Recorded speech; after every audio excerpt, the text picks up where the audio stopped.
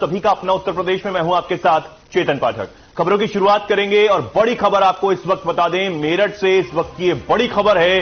Tractor सवार युवक पर अंधाधुंध फायरिंग से हड़कंप मच गया है। अंधाधुंध फायरिंग में युवक को 3 गोलियां लगी हैं। गंभीर हालत में युवक को अस्पताल में भर्ती करवाया गया है। खेत में पानी लगाने को लेकर यह विवाद हुआ था, जिसके बाद गोली चलने की नौबत भी यहां आई है। घर लौटते समय रास्ते में घेरकर गोलियां बरसाई गई हैं। फायरिंग करते हुए सभी आरोपी मौके से फरार होने में कामयाब रहे। मेरठ में पिछले 2 दिनों में हो चुकी हैं 5 हत्याएं। थाना परीक्षितगढ़ में के पूठी गांव का यह पूरा मामला है। तो ये बड़ी खबर आपको बता रहे हैं मेरठ से, जहां ट्रैक्टर सवार युवक पर अंधाधुंध फायरिंग हुई है, जिसके बाद हड़कंप मच गया है और 3 गोलियां लगने से युवक गंभीर रूप से घायल हुआ है, जिसका इलाज अब अस्पताल में जारी है। घर लौटते समय रास्ते में घेरकर युवक को गोलियां उसके ऊपर ताबड़तोड़ बरसाई गई। इसके बाद यह बड़ा हादसा हुआ। अब युवक की जो जान है वो अभी इस वक्त उसका इलाज जो है अस्पताल में जारी है। जिंदगी और मौत से जो शख्स है वो जूझ रहा है फायरिंग करते हुए। हालांकि सभी जो आरोपी हैं वो फरार होने में कामयाब रहे हैं। मेरठ से बड़ी खबर आपको बता रहे हैं। खेत में पानी लगाने को लेकर विवाद हुआ, जिसके बाद गोली ताबड़तोड़ यहां पर युवक पर चलाई गई। कोई रेशू नहीं रहा, वो नाली मांग रहा था खेत में को, अपने खेत में को, वहां को हम नाली नहीं देना चाह रहे थे। वहां नाली मांगने वाला कौन है? ये धर्मेंद्र। कहाँ का रहने वाला है? वो ठीक है। क्या हुआ कुछ नहीं, उससे मुंह जोड़ी वहां से चले आए। इसने रास्ते के बीच में आकर घर से आगे गोली चलाई। किसके लगी है गोली? भाई के, छोटे के। क्या नाम दिया था? मनीष त्यागी। कितने राउंड फायरिंग हुई? कम से कम 20-22 राउंड फायरिंग हुई है। क्या हुआ गाँव में?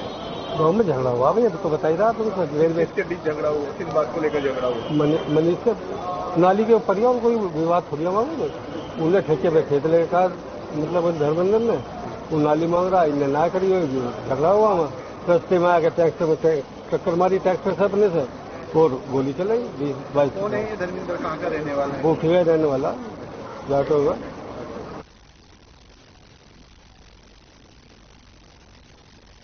सुबसपा सुप्रीमो ओम प्रकाश राजभर की लखनऊ में प्रेस कॉन्फ्रेंस उन्होंने की। इस दौरान ओपी राजभर ने नगर निकाय चुनाव के मद्देनजर सुबसपा प्रत्याशियों की पहली सूची जारी की और कहा कि सुबसपा अपने दम पर ही निकाय चुनाव लड़ेगी। सुबसपा ने अलका पांडे को लखनऊ से मेयर का प्रत्याशी बनाया है। वहीं इस दौरान ओपी राजभर ने बताया कि 5 नगर निगम, 117 नगर पंचायत और 87 नगर पालिका से आवेदन आए हैं। स्थानीय मुद्दे, नाली, रास्ता, शौचालय आदि को लेकर पार्टी चुनाव में दमखम दिखाएगी।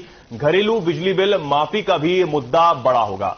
एक समान फ्री शिक्षा के मुद्दे को लेकर भी पार्टी चुनावी मैदान में उतरेगी। वहीं शराबबंदी भी एक बड़ा मुद्दा है। भगवान राम और कृष्ण की धरती पर शराबबंदी का भी मुद्दा सबसे बड़ा है।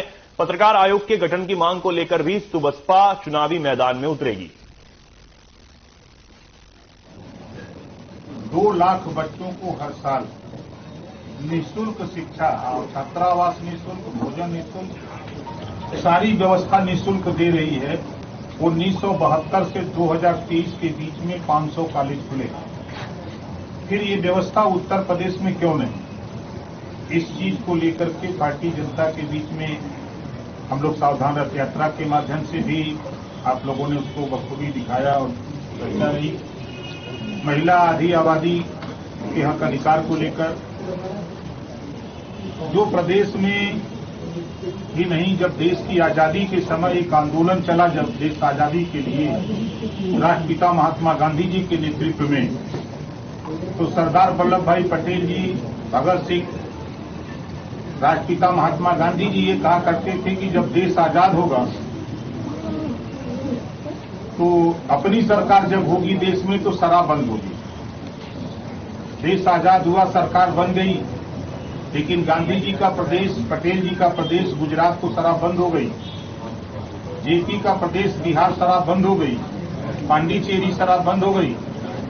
लेकिन भगवान राम और भगवान कृष्ण की धरती उत्तर प्रदेश, जिनको हम सभी लोग मानते हैं, पूरा देश मानता है, लेकिन भगवान राम और भगवान कृष्ण की धरती पर पूर्ण शराबबंदी होनी चाहिए।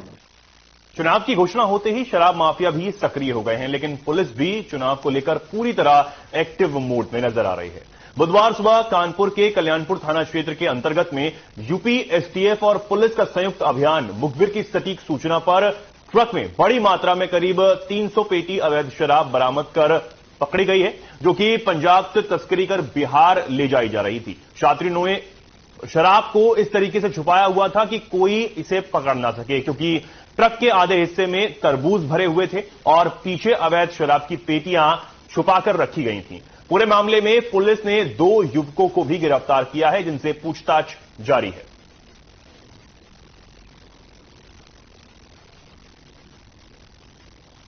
कल्याणपुर क्षेत्र अंतर्गत एक डीसीएम को इंटरसेप्ट किया गया, जिसके बारे में यह सूचना थी कि वह अवैध रूप से शराब तस्करी में संलिप्त है और पंजाब से शराब लेकर बिहार जा रहा था। इस डीसीएम में 2 लोगों को मौके पर हिरासत में लिया गया। जो गाड़ी का ड्राइवर है वो मूल रूप से वैशाली बिहार का रहने वाला है। अमरोहा की हसनपुर विधानसभा के विधायक महेंद्र खड़गवंशी को दोबारा से पार्टी का प्रत्याशी बनाया गया था। इसके बाद 16 जनवरी को महेंद्र खड़गवंशी ने समर्थकों के साथ हसनपुर में गजरौला अड्डा से जुलूस निकाला था।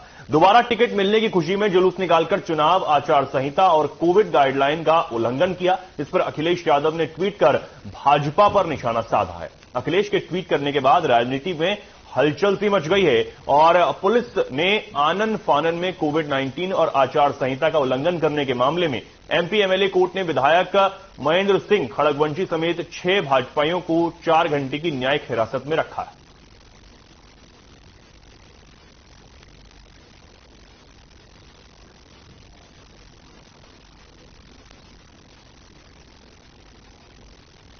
बाइक से लूट की घटना को अंजाम देने वाले लुटेरों को पनकी पुलिस ने चेकिंग के दौरान गिरफ्तार किया है। आपको बता दें कि एक बाइक पर युवक जा रहे थे। इसी दौरान पुलिस की चेकिंग देखकर तीनों युवक भागने लगे, जिसके बाद पुलिस ने उन्हें पकड़ लिया। एसीपी निशांक शर्मा ने बताया कि पनकी पुलिस ने 3 लुटेरों को गिरफ्तार किया है, जिनके पास से लूट में प्रयोग की जाने वाली 2 मोटरसाइकिल, 1 तमंचा, 2 जिंदा कारतूस बरामद किए गए हैं। पकड़े गए लुटेरों की पहचान सुमित निषाद निवासी गिल्लीपुरवा नवाबगंज, निखिल सिंह निवासी फतेहाबाद, औरास उन्नाव, श्रेयांक सक्सेना निवासी गंगागंज पनकी के रूप में की गई है। आरोपियों के ऊपर पनकी थाने में मुकदमा दर्ज है। पुलिस ने तीनों पर कार्रवाई करते हुए मुकदमा दर्ज कर तीनों को जेल भेज दिया है।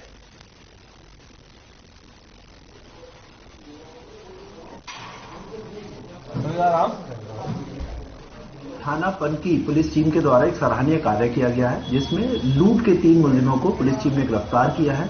इनके पास से 2 मोटरसाइकिल जिन्हें अपराध कार्य करने में प्रयोग करते थे वो बरामद हुई हैं, 1 तमंचा, 2 जिंदा कारतूस और इसके अलावा इनके पास से 4900 रुपये की धनराशि बरामद हुई है। पुलिस द्वारा इसमें आगे की वैधानिक कार्यवाही की जा रही है।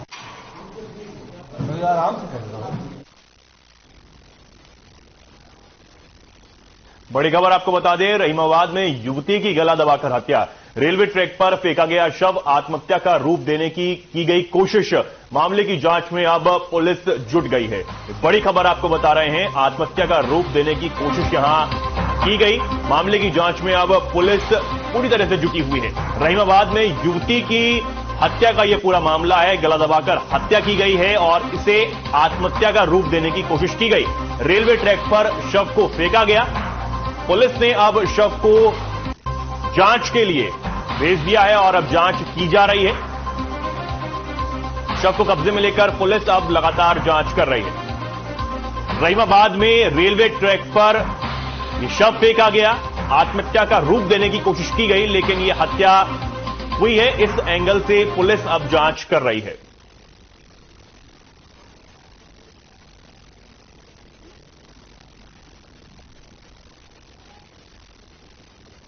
हरदोई में सोल्जर बोर्ड चौराहे के पुलिस बूथ में पुलिसकर्मी ने फांसी लगा ली। आनन फानन में सूचना एसपी राजेश द्विवेदी को दी गई। मौके पर पहुंचे एसपी ने सिपाही के शव को फंदे से उतरवाया और पोस्टमार्टम के लिए भिजवा दिया। एसपी ने बताया कि सिपाही देवरिया जिले का रहने वाला है और उसका नाम अशोक कुमार यादव है, जो कि यातायात पुलिस हरदोई में तैनात था। बकौल एसपी द्विवेदी, सिपाही ने किस कारण से आत्महत्या की है, इसकी जानकारी की जा रही है और सिपाही के परिजनों को भी सूचित कर दिया गया है।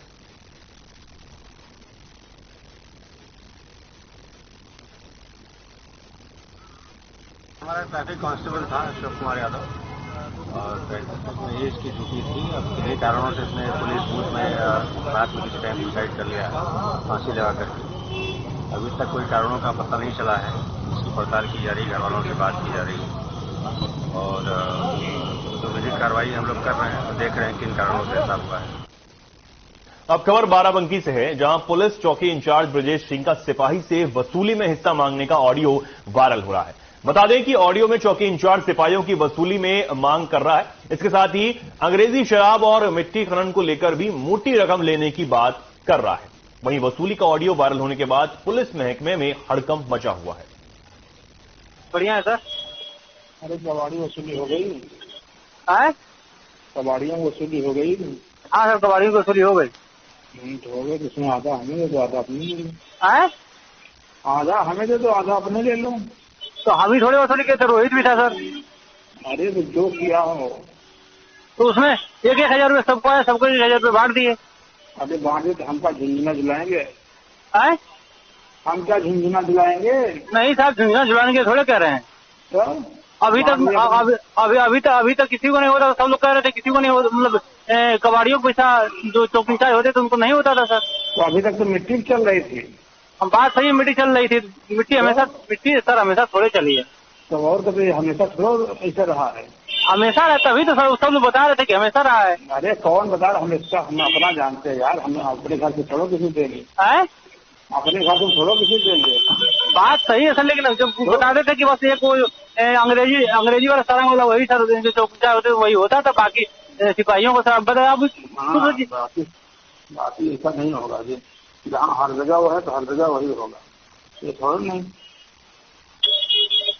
अरे सर 1,000 रुपये सबके हिस्से में, उसी में गाड़ी बनवाना पड़ा है, वो सरकारी गाड़ी। क्या चीज? सरकारी गाड़ी उसी में बनवाए हैं। तो उसी में हम भी अपने पास से दे रहे हैं, देव ना लाके सब लोग अपने पास से दे के सबको कर रहे हैं।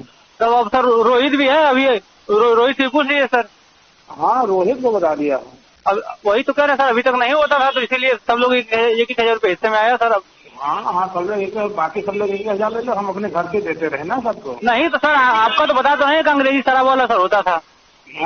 अंग्रेजी शराब वाला आपका 5,000 देता है अंग्रेजी शराब वाला। पता नहीं, ये नहीं पता है सर कितना देता है। नहीं ये इसको नहीं पता, ये पता है अपने वाले में पता होता, दूसरे वाले में नहीं पता होता। उसको पता कर लो, जहाँ मिले सब बराबर बराबर।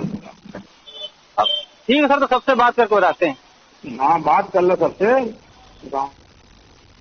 और अमरोहा से बड़ी खबर, गन्ना मिल के खिलाफ किसानों ने किया जोरदार प्रदर्शन। गन्ने की तौल नहीं होने से किसान परेशान। गन्ने सेंटर पर कई दिन से नहीं हो रही तौल।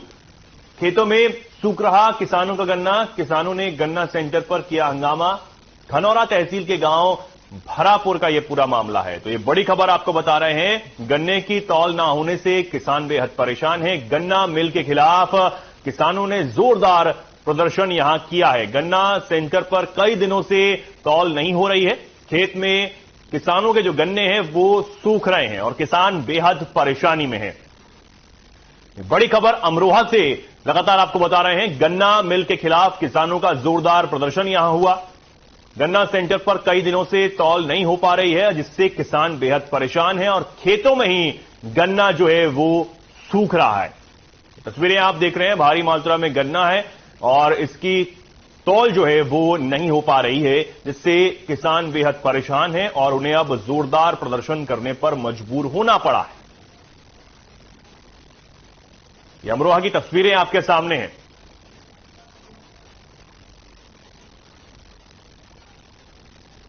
अमरोहा में शॉर्ट सर्किट से दुकान में भयंकर आग लग गई। आग में 5 लाख रुपए का सामान जलकर राख हो गया है। दमकल ने बमुश्किल आग पर काबू पाया। पड़ोसियों ने दुकान स्वामी को आग लगने की सूचना दी। गजरौला थाना क्षेत्र के बस्ती रोड का यह पूरा मामला है।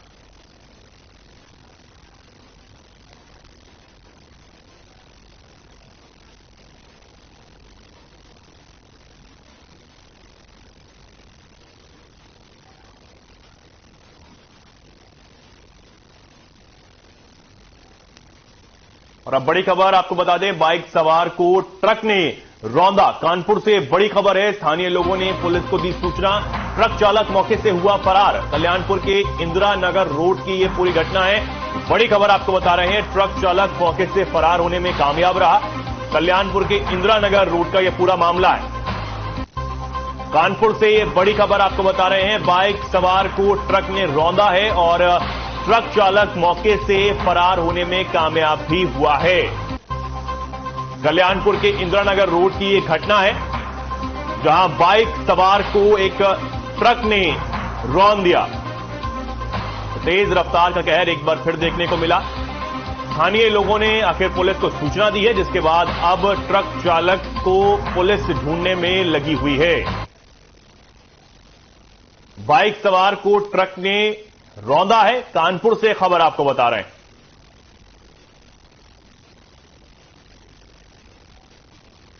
और अब बड़ी खबर बिजनौर से, पुलिस मुठभेड़ में आदित्य राणा हुआ घायल। थाना सिवरा क्षेत्र में हुई थी मुठभेड़, इलाज के दौरान आदित्य राणा की हुई मौत। मुठभेड़ में पुलिस के 5 जवान भी हुए जख्मी। आदित्य राणा पर था 2.5 लाख रुपए का इनाम। पेशी के दौरान जिला शाहजहांपुर से हुआ था फरार।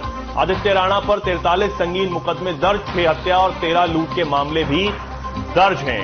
ये बड़ी खबर आपको बता रहे हैं, कुख्यात अपराधी जो पेशी के दौरान फरार हो गया था और उस पर 43 संगीन मुकदमे दर्ज हैं। 6 हत्या और 13 लूट जैसे गंभीर मुकदमे जो है वो दर्ज हैं और साथ ही साथ 2.5 लाख रुपए का इनामी भी है। आदित्य राणा वो मुठभेड़ में घायल हुआ है और पुलिस से इस कुख्यात अपराधी की मुठभेड़ हुई, जिसमें ये अपराधी जो है वो घायल हुआ है।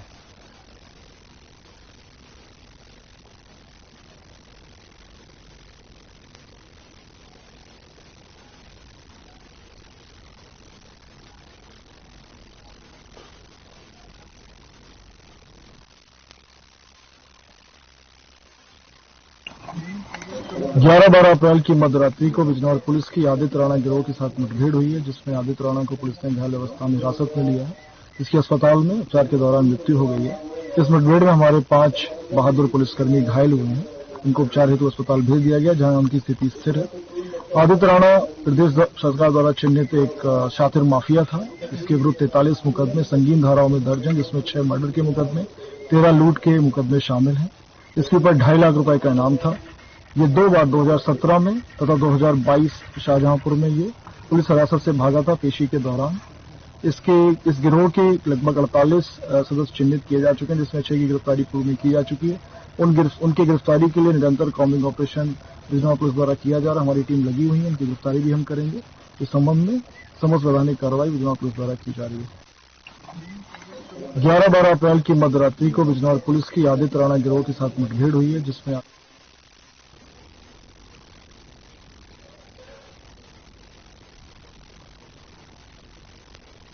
सीतापुर में नगर निकाय चुनाव के नामांकन मिलना शुरू हो गए हैं। उम्मीदवार नामांकन प्रपत्र के लिए अपने समर्थकों के साथ यहां आ रहे हैं। बता दें कि यहां पर खैराबाद, हरगांव और सीतापुर सदर 3 नगर पालिका क्षेत्र के नामांकन प्रपत्र मिल रहे हैं। नामांकन प्रपत्र 17 अप्रैल तक मिलेंगे, साथ ही जमा होंगे। उसके बाद 18 को उनका सत्यापन होगा। फिर उसके बाद उम्मीदवारों को सिंबल जारी होंगे। तहसील सदर गेट पर भारी मात्रा में पुलिस बल मुस्तैद है। वहीं सदर क्षेत्र को छावनी में तब्दील कर दिया गया है।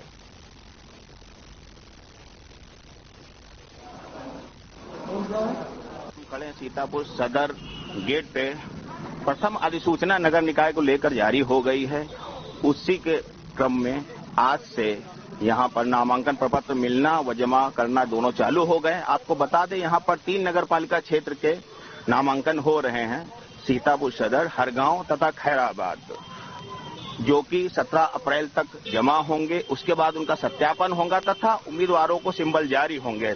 हम आपको साथ में पीछे दिखाना चाहेंगे, यहाँ पर भारी पुलिस बल मौजूद है तथा सदर गेट को छावनी में तब्दील कर दिया गया, सुरक्षा व्यवस्था को मद्देनजर रखते हुए।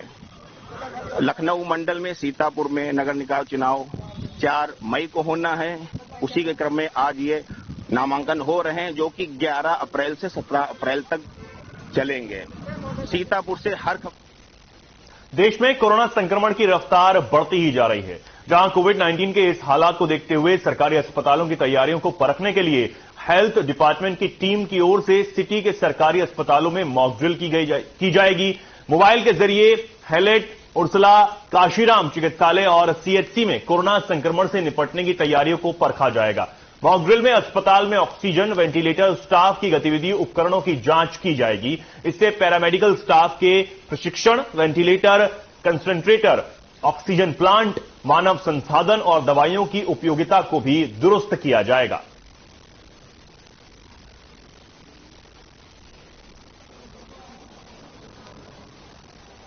डीएम सर के निर्देशानुसार जो मॉक ड्रिल ऑर्गेनाइज होना रहता है, जीएसपीएम मेडिकल कॉलेज में ऑर्गेनाइज हुआ है आज। तो जो ऑपरेशनलाइजेशन जो पीएसए प्लांट्स रहते हैं, ऑक्सीजन सप्लाई रहता है वार्ड्स में, तो उनका प्रेशर चेक किया है। जो प्रिपेयर्डनेस के जितने भी पॉइंट्स रहते हैं, मेडिसिन अवेलेबल हैं, इन सब को चेक किया गया है WHO की टीम के साथ में।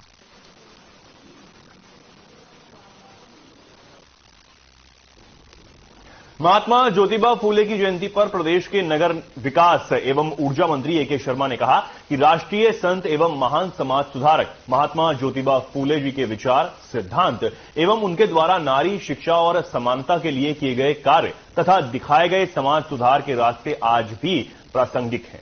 उनके पद चिन्हों एवं आदर्शों पर चलकर समाज के पिछड़े, गरीब, श्रमजीवी और वंचितों के लिए बहुत कुछ किया जा सकता है। भारतीय जनता पार्टी का प्रत्येक कार्यकर्ता ऐसे ही महापुरुषों का अनुसरण करते हुए देश को सक्षम बना रहे और समाज के लिए अपना बहुमूल्य योगदान भी दे रहे हैं। प्रधानमंत्री नरेंद्र मोदी ने भी कहा था कि धनुष में प्रत्यंचा जितनी खींचोगे उसका बाण उतना ही आगे जाएगा। हमें भी समाज को आगे ले जाने के लिए अपने पूर्वजों का इतिहास कभी नहीं भूलना चाहिए।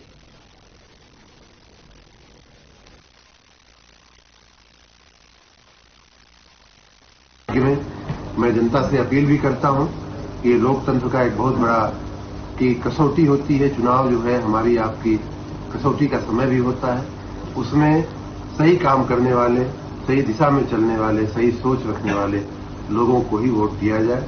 और ट्रिपल इंजन की सरकार जो एक देश में माननीय मोदी जी के नेतृत्व में चल रही है, माननीय योगी जी के नेतृत्व में जो लखनऊ में चल रही है, राज्य में चल रही है।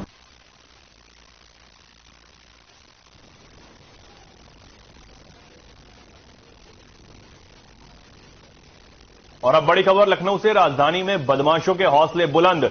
एटीएम में पैसे डालने वाले गार्ड को मारी गोली, गोली लगने से गार्ड की हुई मौत।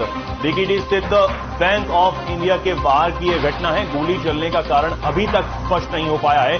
पुलिस ने शव को कब्जे में ले लिया है और शव का पंचनामा कराकर पोस्टमार्टम के लिए भिजवा दिया गया है। पुलिस मामले की जांच में अब जुटी हुई है। बड़ी खबर आपको बता रहे हैं, राजधानी में बदमाशों के हौसले बुलंद नजर आ रहे हैं।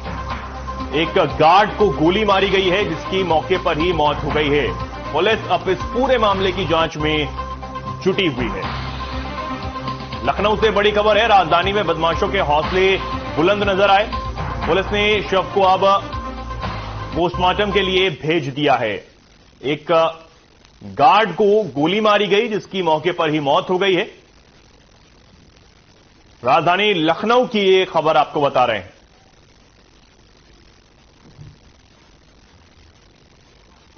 आज लगभग सुबह 11:30 बजे स्थानीय थाने पे एक सूचना मिली कि जो प्राइवेट एजेंसी द्वारा जो कैश लोडिंग का कार्य किया जाता है, उनकी जो कैश लोडिंग वाली गाड़ी होती है, उसमें एक प्राइवेट सिक्योरिटी गार्ड जिनका नाम छोटेलाल था, उनके द्वारा एक्सीडेंटल फायर हो गया था। तो पुलिस मौके पर पहुंची और उनको हॉस्पिटल में पहुंचाया गया, जहां पे उनको मृत घोषित कर दिया गया है। गोली लगी पूरा का बैठा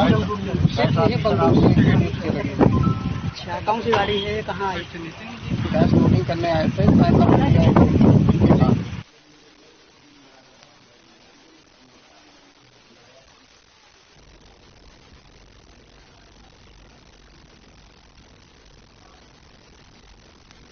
स्वर्गीय लालजी टंडन की जयंती पर कार्यक्रम हो रहा है। सीएम योगी ने प्रतिमा का अनावरण किया है। सीएम योगी ने कार्यक्रम में संबोधन दिया है। क्या कुछ इन्होंने कहा है वो आपको सुनवाते हैं। 13 पे जूनियर हाई स्कूल के रूप में, फिर इंटर कॉलेज के रूप में, फिर महाविद्यालय के रूप में आज विख्यात है। 5,500 से अधिक विद्यार्थी आज भी यहां अध्ययन कर रहे हैं। कैसे स्वनामधन्य साहित्यकार और वैज्ञानिक यहां से निकले। स्वर्गीय श्याम सुंदर दास जी अपने समय में हिंदी गद्य के प्रख्यात साहित्यकार, इस संस्थान के पहले प्राचार्य के रूप में उन्होंने काम किया। बाद में पंडित मदन मोहन मालवीय जी उन्हें काशी हिंदू विश्वविद्यालय में हिंदी विभाग के विभागाध्यक्ष के रूप में देखे गए। अनेक साहित्यकारों को, अनेक वैज्ञानिकों को, अनेक समाजसेवियों को और अनेक राजनीतिज्ञों को जन्म देने वाला यह शिक्षण संस्थान लगभग 3 दशक तक सदैव लालजी टंडन जी के सानिध्य में रहकर के एक नई ऊंचाइयों को प्राप्त किया है। वास्तव में मेरे लिए बहुत चिंता का विषय होता है जब मैं अपने पुराने शिक्षण संस्थानों की जर्जर स्थिति को देखता हूं। और मैंने कई बार विभाग से कहा है और विभाग ने पॉलिसी भी तय की है। जब डॉक्टर दिनेश शर्मा जी विभाग के मंत्री थे तो उस समय इनके सानिध्य में विभाग ने इनके नेतृत्व में एक पॉलिसी भी तय की थी कि सरकार एक निश्चित मात्रा में अनुदान देगी इन संस्थानों को, कुछ प्रबंधन और कुछ सरकार। उस समय बहुत सारी संस्थाएं आगे नहीं आ पाई। हमने उसमें संशोधन करने के लिए कहा कि भाई प्रबंधन के पास सोर्स ऑफ इनकम नहीं है, वे कहीं से पैसा जुटाएं और 40% अगर आप 40 या 25% वे दे अलग अलग समय में, तो शेष धनराशि राज्य सरकार उन्हें उपलब्ध कराएगी नए भवन के निर्माण के लिए। और ये कार्यक्रम आज हम चला रहे हैं। लेकिन कालीचरण महाविद्यालय और ये कैंपस अपने आप को सौभाग्यशाली समझेगा कि स्वर्गीय लालजी टंडन जी ने यहां के भवनों को जिस रूप में बनाया है वास्तव में दर्शनीय है। उनके समय में मुझे यहां पर एक भवन के लोकार्पण कार्यक्रम में आने का अवसर प्राप्त हुआ था और तब भी मैंने देखा था क्या भाव है संस्थाओं के प्रति प्रबंधन का। अगर ये आत्मीयता का भाव हो जाए तो कोई भी संस्थान जर्जर स्थिति में नहीं होगा। शिक्षण संस्थान का जर्जर होने का मतलब क्या? ये चीजें दिखाती है कि हम अपने वर्तमान और भावी पीढ़ी के जीवन के साथ खिलवाड़ करते हैं। और मुझे लगता है कि किसी को भी इस बात की इजाजत नहीं देनी चाहिए। प्रबंधन उन लोगों के लिए आदर्श है। स्वर्गीय टंडन जी का व्यक्तित्व जो उन्होंने यहां पे कालीचरण। खबरों में फिलहाल के लिए इतना ही। नमस्कार।